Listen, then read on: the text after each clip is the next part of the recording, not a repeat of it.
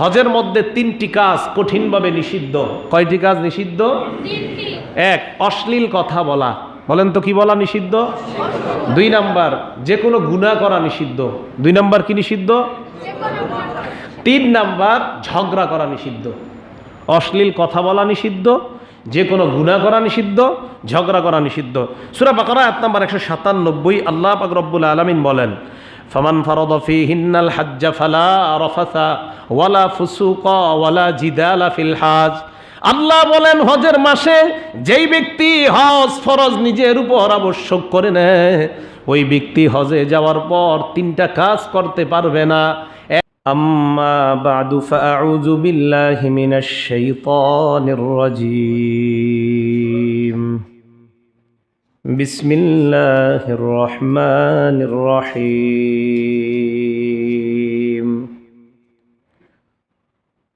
ওয়ালিল্লাহি আলান নাসি হিজ্জুল বাইতি মান ইসতাতাআ ইলাইহি সাবিলা। ওয়া ক্বালা তাআলা ফামান ফারাদা ফীহিন্নাল হাজ্জ ফালা রাফাথা ওয়ালা ফুসুকা ওয়ালা জিদালা ফিল হাজ্জ।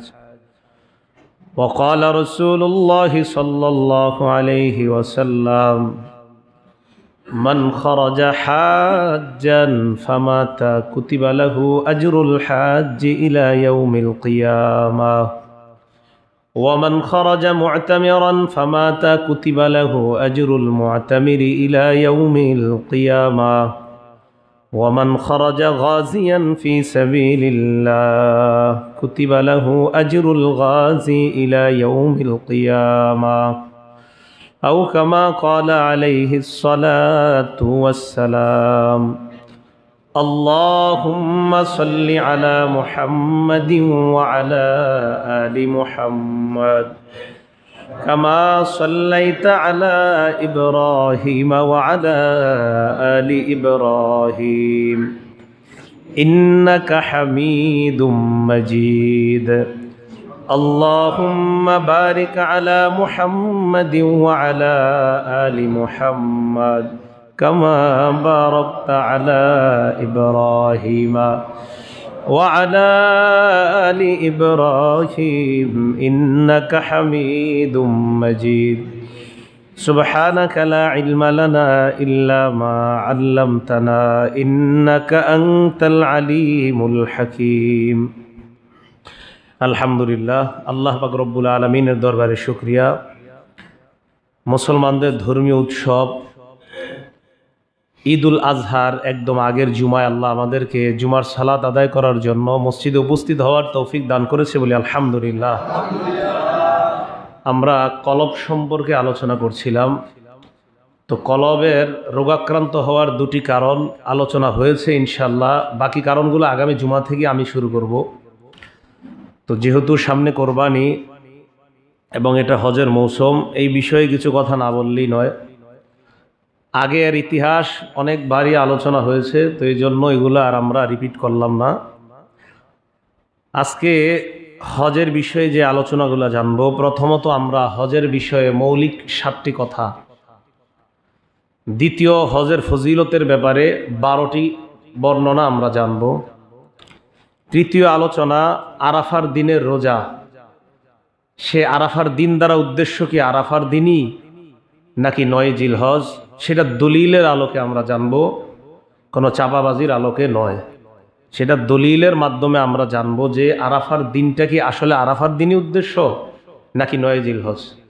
এ বিষয়ে যারা পক্ষে বিপক্ষে আছেন সকলকে আমি বলছি, 2টা প্রশ্ন আরাফার বিষয়ে আমি রাখবো। এই 2 প্রশ্নের উত্তর যদি আমাকে কেউ দিতে পারেন তাহলে আমিও সৌদির সাথে আরাফার দিন রোজা রাখবো। যদি না পারেন তো আমি কোনোদিনও রাখবো না।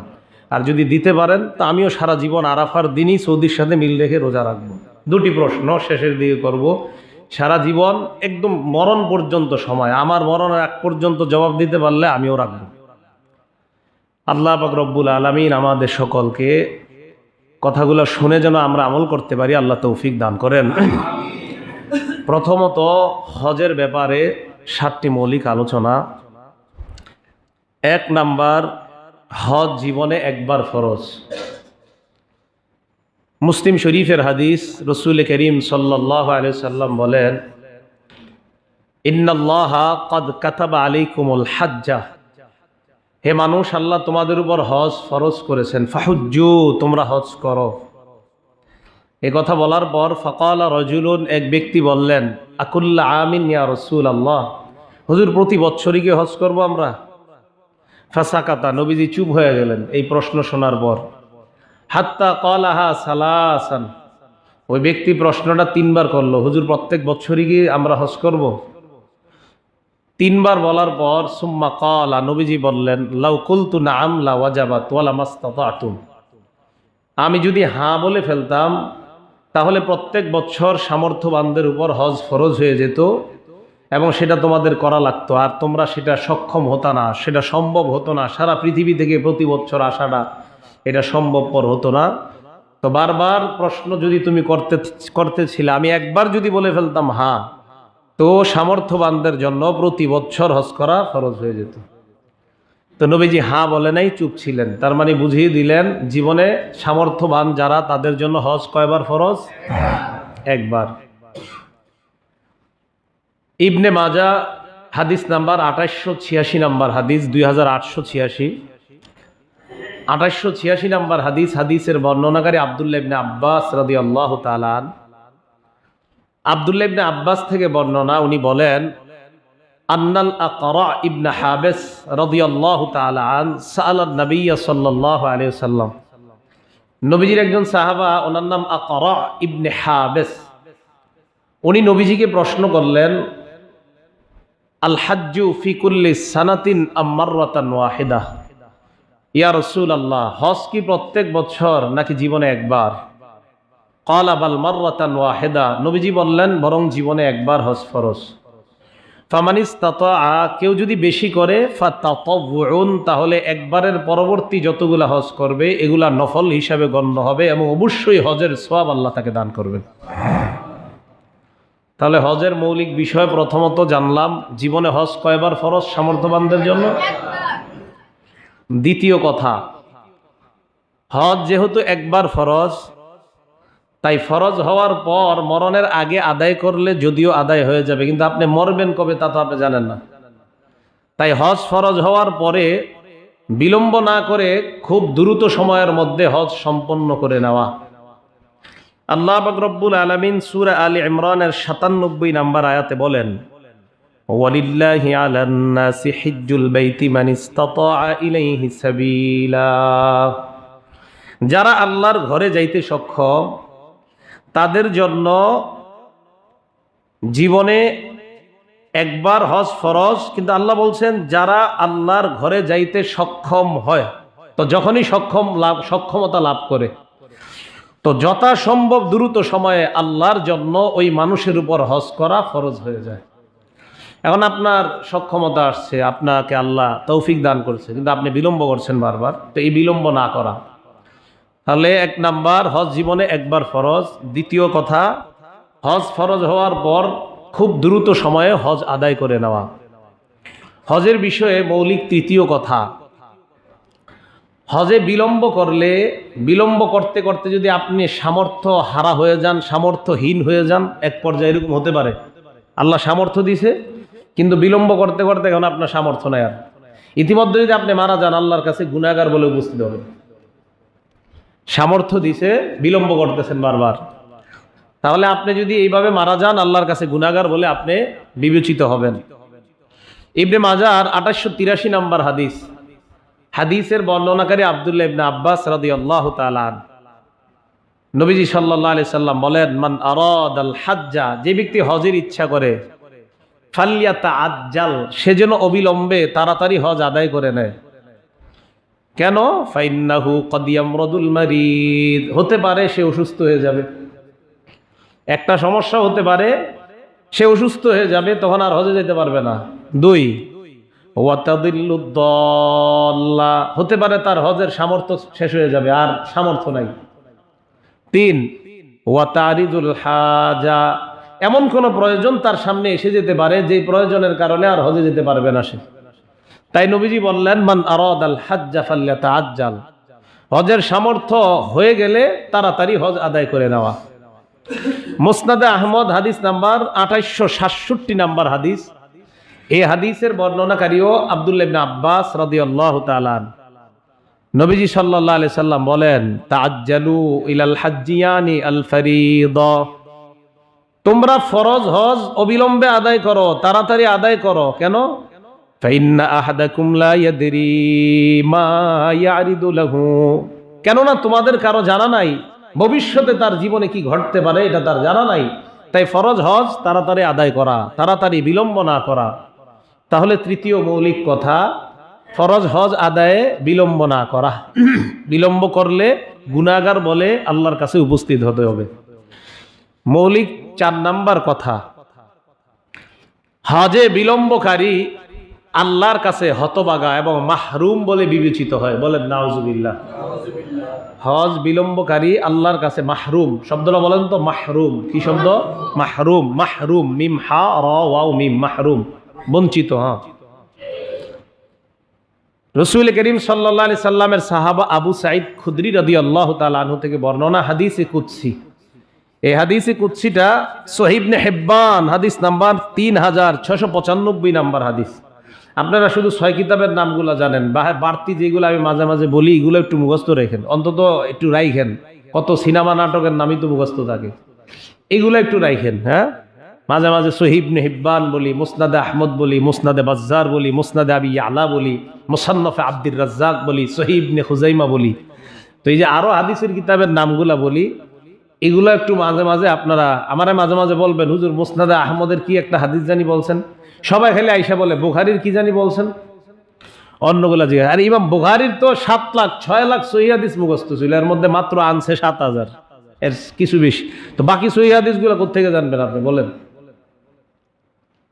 তো রাসূল করিম সাল্লাল্লাহু আলাইহি ওয়াসাল্লাম, ওনার সাহাবা আবু সাঈদ খুদরি রাদিয়াল্লাহু তাআলা আনহুর বর্ণনা, হাদিসে কুদসির মধ্যে আল্লাহ রাসূল আল্লাহ পাক রব্বুল আলামিন বলেন, এই হাদিসটা সহিহ ইবনে হিব্বান কিতাবের নাম হাদিস। হ্যাঁ, সহিহ ইবনে হিব্বান হাদিস নাম্বার 3695 নাম্বার হাদিস। আল্লাহ পাক রব্বুল আলামিন বলেন, ইন্না আবদান সাহহাতু লাহু জিসমা, আমার এক বান্দা, যেই বান্দার শরীরটা আমি ভালো রাখছি, তাকে সুস্থতা দিন নামক নিয়ামত দান করলাম। কি বলে দেখেন, আমার এক বান্দা, যেই বান্দাকে আমি সুস্থতা দিলাম, সুস্থতার নিয়ামত দান করলাম।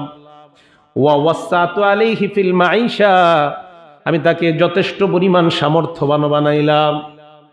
তামজি আলাইহি খামসাতু আওয়াম, তার উপর 5 বছর অতিবাহিত হয়ে যায়। লা ইয়াফিদু ইলাইয়া, এরপরেও আমার কাছে আসে না।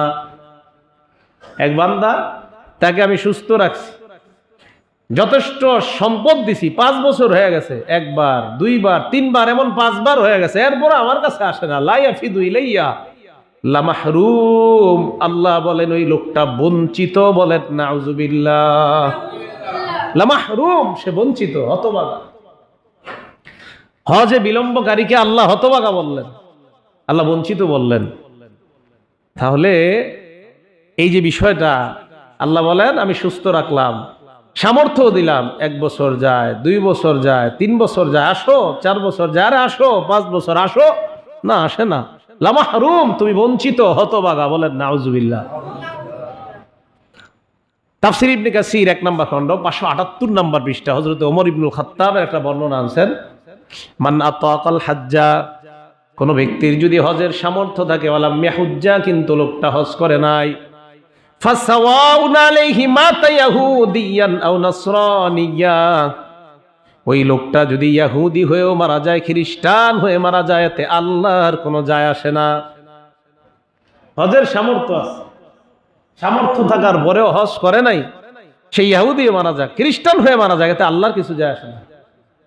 কত বড় ধমক যে হজের সামর্থ্য, সেই ইহুদি হয়ে মারা যাক, খ্রিস্টান হয়ে মারা যাক, সামর্থ্য হওয়ার পরে হজ করে নাই। সবাই বলেন নাউজুবিল্লাহ। যাদেরকে সামর্থ্য দিয়েছে তারা যেন খুব দ্রুত সময়ের মধ্যে আমরা হজ করে নিতে পারি, আল্লাহ তৌফিক দান করেন। আর যাদের সামর্থ্য হয় নাই, আল্লাহ যেন তাদের সকলকে সামর্থ্যবান বানিয়ে দেয়, যেন হজ করি আমরা মরতে পারি, আল্লাহ তৌফিক দান করেন।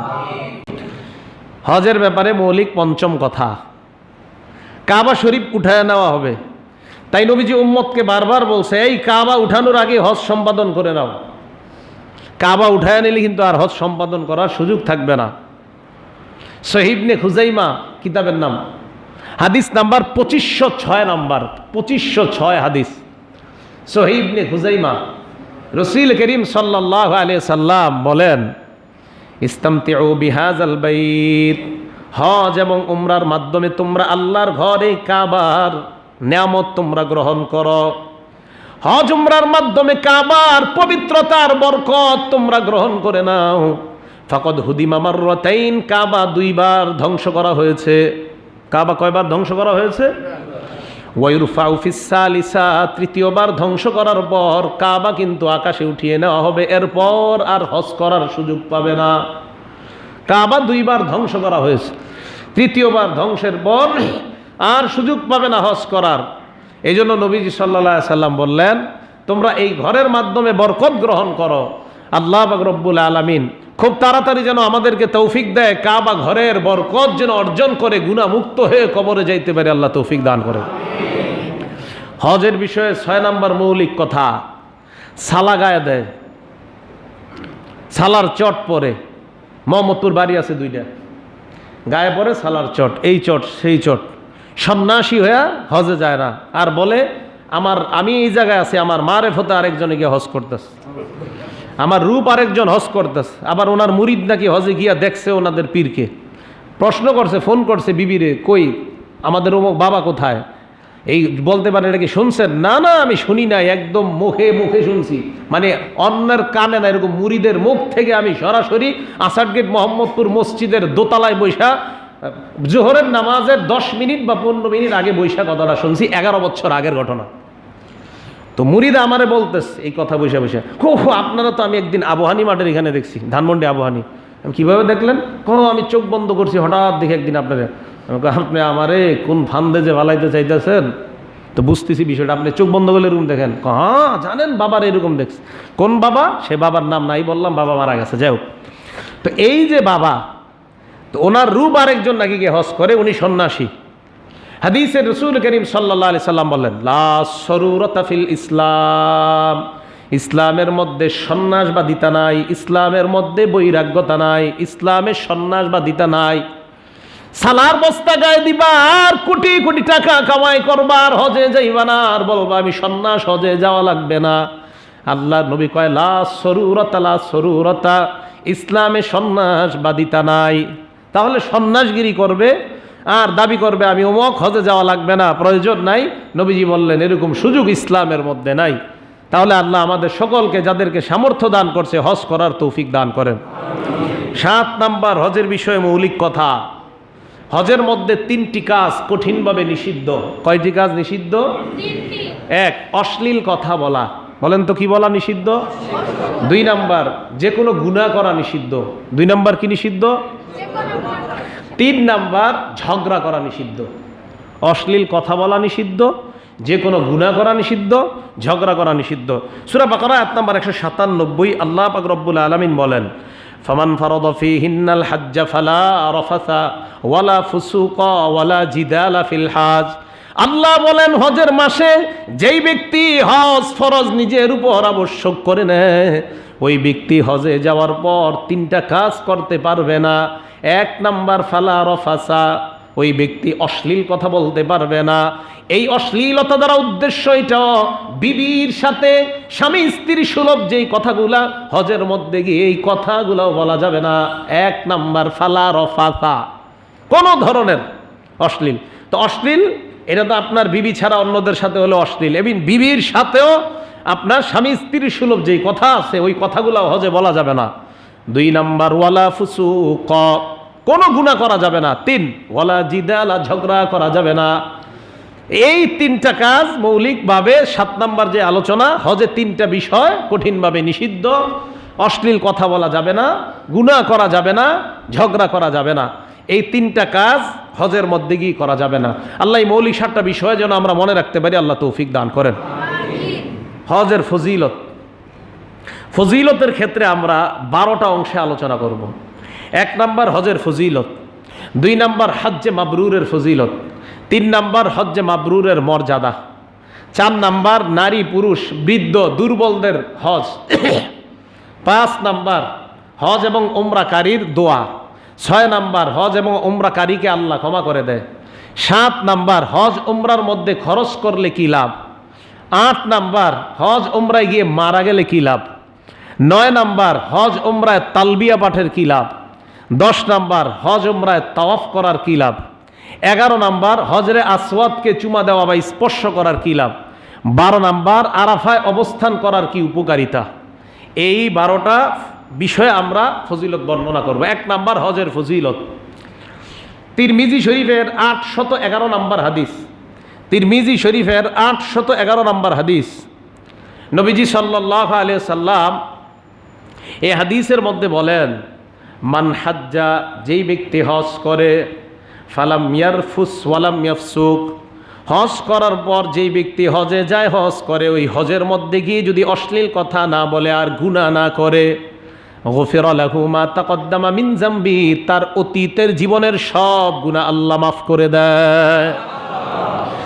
বুখারীর 1521 নম্বর বর্ণনা, আল্লাহর নবী বলেন, মান হাজ্জা লিল্লাহ, যেই ব্যক্তি আল্লাহর জন্য হজ করে, ফালাম ইয়ারফুস ওয়ালাম ইয়াফসুক, ওই হজে অশ্লীল কথা এবং গুনাহের কাজ না করে, রাজা কায়াউমিন ওয়ালাদাতহু উম্মুহু, ওই ব্যক্তি হজ থেকে এমনভাবে ফিরবে, মায়ের পেট থেকে দুনিয়াতে যেমন নিষ্পাপ মানুষটা বের হয়, হজ থেকে এমন নিষ্পাপ হয়ে ওই ব্যক্তি তার গৃহে প্রত্যাবর্তন করবে। বুখারী শরীফের 1521 নম্বর বর্ণনা, যে কেউ যদি হজে যায়, আল্লাহর জন্য হজ করে, অশ্লীল কথা না বলে, গুনাহ না করে, মায়ের পেট থেকে নবজাত শিশু যেমন নিষ্পাপ হয়ে বের হয় নবজাতকের মতো, ওই হাজী সাহেবও হজ থেকে নিষ্পাপ হয়ে নিজের দেশে প্রত্যাবর্তন করবে।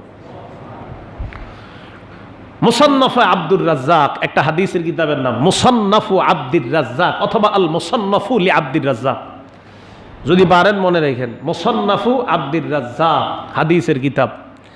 এই হাদিসের কিতাবের 8817 নম্বর হাদিস। রাসূল করিম সাল্লাল্লাহু আলাইহি সাল্লাম বলেন, মান হাজ্জাল বাইতা, কেউ যদি কাবা ঘরে হজ করতে যায়, ফাকাযা মানাসিকাহু, হজের বিষয়গুলা যথাযথভাবে পালন করে, ওয়া সালিমাল মুসলিমুনা মিন লিসানিহি ওয়া ইয়াদিহি, ওই হজে যাওয়ার পর অন্য কোনো হাজী যদি তার জবান এবং তার হাত থেকে নিরাপদ থাকে। আমি আপনি হজ করতে গেলাম, তো নবীজি বলেন হজ করতে যাওয়ার পর হজের বিধানগুলো ভালোভাবে পালন করবে। 3 নাম্বার, আমার আপনার থেকে অন্যান্য হাজী সাহেব আমাদের জবান দ্বারা কষ্ট পাবে না, হাত দ্বারা কষ্ট পাবে না। এই হাদিসে নবী বলেন, গফিরা লাহু মা তাকদ্দামা মিন যামবি, তার আগের জীবনের সব গুনাহ আল্লাহ মাফ করে দেয়। তাহলে এই হাদিসে জানলাম কি, হজ করতে গিয়ে হজের বিধানগুলো পালন করার পাশাপাশি কোনো হাজী সাহেবকে কষ্ট দেওয়া যাবে না, জবান দিয়ে কষ্ট দেওয়া যাবে না, আরেকটা হলো হাত দিয়ে কষ্ট দেওয়া যাবে না। সহিহ ইবনে খুজাইমা হাদিস নাম্বার 2515 নাম্বার হাদিস, 2515। রাসূল করিম সাল্লাল্লাহু আলাইহি সাল্লাম তার সাহাবা আমর ইবনুল আস রাদিয়াল্লাহু তাআলা আনহুকে বলে, আমা আলিমতা ইয়া আম, লম্বা হাদিসের একটু অংশ আপনাদেরকে শোনাইতেছি, এটা অনেক বড় হাদিস। নবীজি বলতেছে, আমর তুমি কি জানো না, মানে আমর কাঁদতেছিল, খুব কাঁদতেছিল, মারা যাবে এই অবস্থায়, খুব কাঁদতেছে। এই মুহূর্তে নবীজি সান্ত্বনা দেয়, কি ব্যাপার আমর, এমন করো কেন? আমা আলিমতা আন্নাল ইসলামা ইয়াহদিমু মা কানা ক্বাবলা, আমর তুমি কি জানো না, ইসলাম গ্রহণ করার কারণে আগের যত গুনাহ আছে সব গুনাহ আল্লাহ মাফ করে দেয়। তুমি যেহেতু মুসলমান, চিন্তার কোনো কারণ নাই। এরপর নবী বললেন, আন্নাল হিজরাতা তাহদিমু মা কানা ক্বাবলা, হিজরত করলে আল্লাহ আগের সব অপরাধগুলা মাফ করে দেয়। নবী বলেন, আন্নাল হাজ্জা ইয়াহদিমু মা কানা ক্বাবলা, হজ যেই ব্যক্তি আদায় করে, হাজী সাহেবের আগের ছোট বড় সব অপরাধ আল্লাহ মাফ করে দেয়। তবে বান্দার হক না, কিসের হক না? হাজী সাহেবও বান্দার হক আদায় করতে হবে, এটা মাথায় রাখতে হবে। তাহলে হজের ফজিলত আমরা জানলাম। 2 নম্বর আলোচনা, হজ্জে মাবরুর, মানে যে হজ কবুল হয়, যে হজ কবুল হয় মানে যে হজের সওয়াব পাওয়া যায়। আর আমি আগে আলোচনা করছিলাম, হারাম টাকায় হজ করলেই হজ যদিও আদায় হবে কিন্তু সওয়াব পাওয়া যাবে না। সিনেমা হলের টাকায় হজে গেলে ওটার সওয়াব পাওয়া যায় না, ওটার নাম হজ্জে মাবরুর হয় না। তো হজ্জে মাবরুরের কি ফজিলত? বুখারী শরীফের 1773 নম্বর হাদিস। রাসূল করিম সাল্লাল্লাহু আলাইহি সাল্লাম বলেন, আল উমরাতু ইলাল উমরাতি কাফফারাতুন লিমা বাইনাহুমা, এক উমরা আরেক উমরা, দুই উমরার মাঝামাঝি যত অপরাধ আছে সমস্ত অপরাধ আল্লাহ মাফ করে দেয়। দুই উমরার মাঝে যত অপরাধ, সব অপরাধ আল্লাহ মাফ করে দেয়। দুইটা উমরার মাঝে যত অপরাধ আছে সমস্ত অপরাধ আল্লাহ মাফ করে দেয়। উমরা তো অনেকগুলা করা যায়, হ্যাঁ। তো এক সফরে, তা আমি তো আপনার 3 বার উমরা করছি এক সফরই, তো উমরা করা যায়। এক উমরার মাঝে আরেক উমরা, তো এক উমরার মাঝে আরেক উমরার যত অপরাধ আছে সব আল্লাহ মাফ করে দেয়। এরপরে দেখেন কি বলে, ওয়াল হাজ্জুল মাবরুর লাইসা লাহু জাযাউন ইল্লাল জান্নাহ, হজ্জে মাবরুরের একমাত্র প্রতিদান হলো, নবীজি বলেন অন্য কোনো আলোচনা দরকার নাই, হজ্জে মাবরুরের একমাত্র প্রতিদান হলো আল্লাহর জান্নাত। হজ্জে মাবরুরের একমাত্র প্রতিদান কি? আল্লাহর জান্নাত। নবীজি বলে দিলেন। তিরমিজি শরীফের 810 নম্বর হাদিস, নবীজি বলেন তাবিউ বাইনাল হাজ্জি ওয়াল উমরা, হজ এবং উমরা তোমরা একসাথে আদায় করো। হাজী সাহেবরা হজে গিয়ে তো হজ উমরা একসাথে আদায় করে, তো কেন? ফাইন্নাহুমা ইয়ানফিয়ানিল ফাকর ওয়াজ যুনুব, হজ এবং উমরা দুইটা জিনিসকে মিটিয়ে দেয়। বলেন তো হজ উমরা কয় জিনিসকে মিটিয়ে দেয়? 1 নাম্বার দারিদ্রতা মিটিয়ে দেয়, সুবহানাল্লাহ। 2 নাম্বার যুনুবা, সমস্ত অপরাধগুলা মিটিয়ে দেয়। কামা ইয়ানফিল কির খুবাসাল হাদিদ ওয়াল যাহাবি ওয়াল ফিদ্দা, যেমন ভাবে হাপর, লোহা, স্বর্ণ এবং রূপা এর আশেপাশে যত ময়লা, এই ময়লাগুলা যেমন পরিষ্কার করে দেয়, আল্লাহর নবী বলে হজ এবং উমরা তোমার জিন্দিগির সমস্ত গুনাহগুলা এবং দারিদ্রতা এইভাবে পরিষ্কার করে দেয়। দারিদ্রতা মিটিয়ে দেয়, গুনাহগুলা পরিষ্কার করে দেয়। এরপরে হাদিসের শেষে বলে ওয়ালাইসা লিল হাজ্জাতিল মাবরুরাতি সাওয়াবুন ইল্লাল জান্নাহ, আল্লাহর নবী বলেন হজ্জে মাবরুরের সওয়াব একমাত্র একটাই। নবী বলেন হজ্জে মাবরুরের সওয়াব, আমি এক বাক্যে বলি, নবী বলেন আমি এক বাক্যে বলি, হজ্জে মাবরুরের একটাই সওয়াব, মরবা আল্লাহ জান্নাতে প্রবেশ করবো। তাহলে হজ্জে মাবরুরের প্রতিদান কি বলেন তো? জান্নাত। সবাই বলেন তো হজ্জে মাবরুরের প্রতিদান কি? জান্নাত। 3 নাম্বার, হজ্জে মাবরুর কোন কোন সময় দুনিয়ার শ্রেষ্ঠ ইবাদতে রূপান্তরিত হয়ে যায়। হজ্জে মাবরুরটা, নবীজিকে প্রশ্ন করা হলো আইয়ুল আমালি আফজল, ইয়া রাসূলুল্লাহ কোন আমল সবচাইতে শ্রেষ্ঠ? আল্লাহ নবী জবাব দিলেন ঈমানুন বিল্লাহ, আল্লাহর উপর ঈমান আনা এটা সবচাইতে শ্রেষ্ঠ। এরপর কোন আমল? নবী বললেন সুম্মাল জিহাদ, এরপর জিহাদ করা সবচাইতে শ্রেষ্ঠ। এরপর কোনটা? নবী বললেন সুম্মা হাজ্জাতুন বাররাহ, কোন বর্ণনায় মাবরুরা, হজ্জে মাবরুরাকে হজ্জে বাররাও বলা হয়, তখন হবে হাজ্জাতুন বাররাতুন। নবীজি বলেন সুম্মা হাজ্জাতুন বাররাতুন অথবা সুম্মা হাজ্জাতুন মাবরুরাতুন তাফদুলু সাইরাল আমাল কামা বাইনা মাতলি'ইশ শামসি ইলা মাগরিবিহা। আল্লাহর নবী বলেন সূর্যের উদয়স্থল এবং অস্তস্থল মানে পূর্ব পশ্চিমের যত বড় ব্যবধান, হজ্জে মাবরুর অন্যান্য আমলের তুলনায় আল্লাহর কাছে এই পরিমাণ ব্যবধান হয়ে যায়। পূর্ব পশ্চিম যত বড় ব্যবধান, হজ্জে মাবরুর তত বড় ব্যবধান হয়ে যায়। হাদিসটা হলো মুসনাদে আহমদের 19,010 নম্বর হাদিস। মুসনাদে আহমদের প্রায় 35,000 হাদিস আছে, 19,010 নম্বর হাদিস। এই হাদিসের মধ্যে নবী সাল্লাল্লাহু আলাইহি সাল্লাম বলেন যে হজ্জে মাবরুর সমস্ত আমলের তুলনায় এমন হয়ে যায় মাঝে মাঝে দুনিয়ার পূর্ব পশ্চিম যত বড়, এমনভাবে রসুল করিম সাল্লাল্লাহু আলাইহি সাল্লাম বলেন হজ্জে মাবরুরাটাও কখনো কখনো এই পূর্ব পশ্চিম যতটা দূরত্ব আল্লাহর কাছে অন্যান্য আমলের চাইতে এই পরিমাণ বেশি ওজন আল্লাহর কাছে হয়ে যায়। এটা হজ্জে মাবরুরার আপনার ফজিলত অন্যান্য আমলের তুলনায়। এটা রসুল করিম সাল্লাল্লাহু আলাইহি সাল্লাম স্পষ্ট হাদিসের মধ্যে বলে দিলেন। 4 নাম্বার আলোচনা, নারী, শিশু, বৃদ্ধ, দুর্বল তাদের জিহাদ। নবীজি সাল্লাল্লাহু আলাইহি সাল্লামকে আম্মা জান আয়েশা সিদ্দিকা রাদিয়াল্লাহু তাআলা আনহা প্রশ্ন করলেন।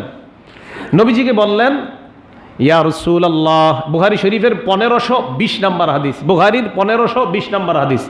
নবীজিকে বললেন নারল আমালা আফজালাল জিহাদ, নার আফজালাল আমালি আল জিহাদ, ইয়া রাসূলুল্লাহ আমাদের কাছে জিহাদ সবচাইতে শ্রেষ্ঠ আমল মনে হয়।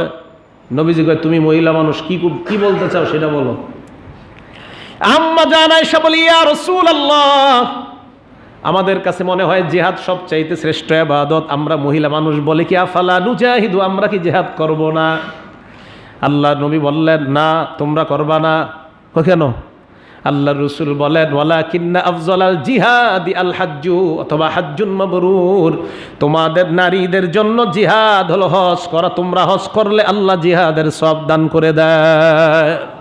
তোমরা হজ করবা, হজের সওয়াবও পাবা, জিহাদের সওয়াবও পাইবা। এটা বুখারী শরীফের হাদিস, 1520 নম্বর হাদিস।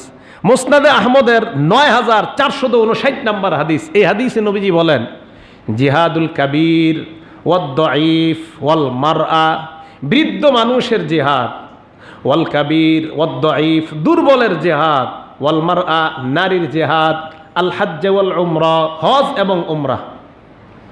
বৃদ্ধের জিহাদ কি বলেন তো? হজ করা। নারীর জিহাদ কি? হজ করা। শিশুর জিহাদ কি? হজ করা। দুর্বলের জিহাদ কি? হজ করা। নবীজি সাল্লাল্লাহু আলাইহি সাল্লাম স্পষ্টভাবে বলে দিলেন। নবীজির নাতি হুসাইন ইবনে আলী রাদিয়াল্লাহু তাআলা আনহু থেকে বর্ণনা, মুসান্নাফ আব্দুর রাজ্জাকের 8809 নম্বর হাদিস। যা রাজুলুন ইলান নবী সাল্লাল্লাহু আলাইহি ওয়াসাল্লাম, এক ব্যক্তি আল্লাহর নবীর কাছে আসলেন। আসার পর প্রশ্ন করলেন, ইয়া রাসূলুল্লাহ, আমি আপনার কাছে আসছি, আমি দুর্বল মানুষ, ইন্নী জাবানুন ওয়া দাঈফ, আমি দুর্বল, আমার সাহস ও শক্তি কম, এই জন্য আমি জিহাদে যাইতে পারি না, তবে মনে বড় তামান্না জিহাদে যাওয়ার। নবীজি তার তামান্না বুঝতে পারছে, আশা। নবীজি বলে হালুম্মা, আসো, ইলা জিহাদিন লা শাওকাতা ফিহি, এমন একটা জিহাদে তোমারে নিয়ে যাই যে জিহাদের মধ্যে অতটা সাহসেরও দরকার নাই, শক্তিরও দরকার নাই, অস্ত্র শস্ত্রেরও প্রয়োজন নাই, চলো এমন একটা জিহাদে নিয়ে যাই। সাহাবা বললেন, হুজুর এটা আবার কি? নবী বললেন, আল হাজ্জু, তুমি হজ করলে হজেরও সওয়াব পাইবা, জিহাদের সওয়াব আল্লাহ তোমার আমল নামায় লিপিবদ্ধ করে দিবেন। তাহলে একজন দুর্বল মানুষকেও নবীজি বলে দিলেন তোমার জিহাদ হজ করা। তোমার জিহাদ কি করা বলেন তো? হজ করা। তাহলে এটা আমরা পাইলাম। 5 নাম্বার, হজ এবং উমরাকারীর দোয়া আল্লাহ কবুল করেন। সুবহানাল্লাহ। হজ এবং উমরাকারীর দোয়া কে কবুল করে বলেন তো? একটা হাদিসের কিতাব আছে মুসনাদে বাজ্জার, বলেন কি বলছি? এগুলো আপনারা মুখ দিয়ে একটু বলেন, বলেন মুসনাদে বাজ্জার। হ্যাঁ, এগুলো একটু বলবেন মাঝে মাঝে। কেন বলাই? বলানোর কারণ আছে। আমি চাই আপনাদের মুখে মুখে এইগুলো উচ্চারণ হোক। মুসনাদে বাজ্জার কি বললাম বলেন তো? 1153 নাম্বার হাদিস।